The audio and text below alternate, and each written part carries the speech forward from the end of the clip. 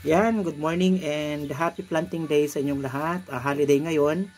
So, may time tayo na magtanim dito sa ating garden. So, guys, nagre-replant ako ngayon. Nagre-replant ako ng seedling ng aking Anthurium foliage. This one. So, this is a multicolor ito. Dami ito noon pero iilan lang yung nabuhay. So, ang ginagamit ko guys is itong coco fiber ito guys, coco fiber. So hindi ako gumamit ng soil, hindi rin ako gumamit ng ipa. Ang ginamit ko lang is itong coco fiber na pagtamnan natin ng ating mga seedling ng ating Anthurium foliage multicolor. So hopefully hindi pa natin kasi alam kung saan siya na crossbreed. Iba-iba yung character ng kanyang dahon. May round form at meron din siyang narrow form.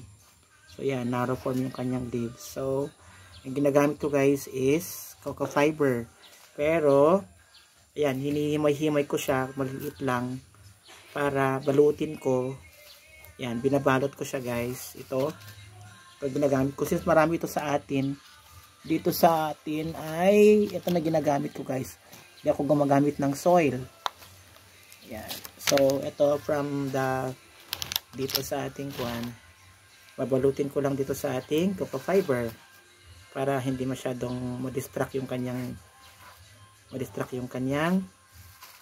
ugat. Yan. Kanyang ugat. So, babalutin ko dito.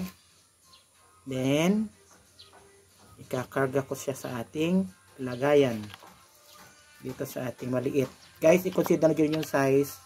Since maliit pa ito, yan. So, kakarga ko dyan. Then, magugupit na ako ng maliliit, no? Pang filling natin doon sa space, doon sa ating maliit na paso para mabilis ang kanyang paglaki. So, dapat pino lang guys. So, may nabibili na kwan, may nabibili na coco pit, pero ito kasi available dito sa atin. Marami naman tayong coconut husks. So, yung fiber, ginagawa ko na lang siyang, pinipino ko na lang para meron tayong ilalagay dito sa ating, yan, so ito sa loob ng kanyang, yan, dito. So, ganito lang guys ang pagtatanim ko ng aking mga seedlings ng Anthurium foliage. So, yan. So, pag nakaano na to, pag pwede na to, dadagdagan na natin ng kwan.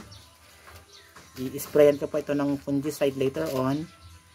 Pag medyo nakakuha na siya, medyo nakahinga kasi nagre-rain na naman siya, prone to fungi, prone to fungus ang mga ito. Yan, so yan. So, ito lang kasimple guys, magpalaki ng Anthurium foliage, so, multicolor. Maraming salamat. So, sa may mga seedling dyan, tanim-tanim na kayo kasi April 1 naman ngayon, holiday guys. So, may time ako. May break time ako na 12 to 1 kasi mamaya babalik naman ako sa kuhan. May gagawin ako sa school. Yan, maraming salamat. Thank you for watching guys. Please share and like this video. Thank you.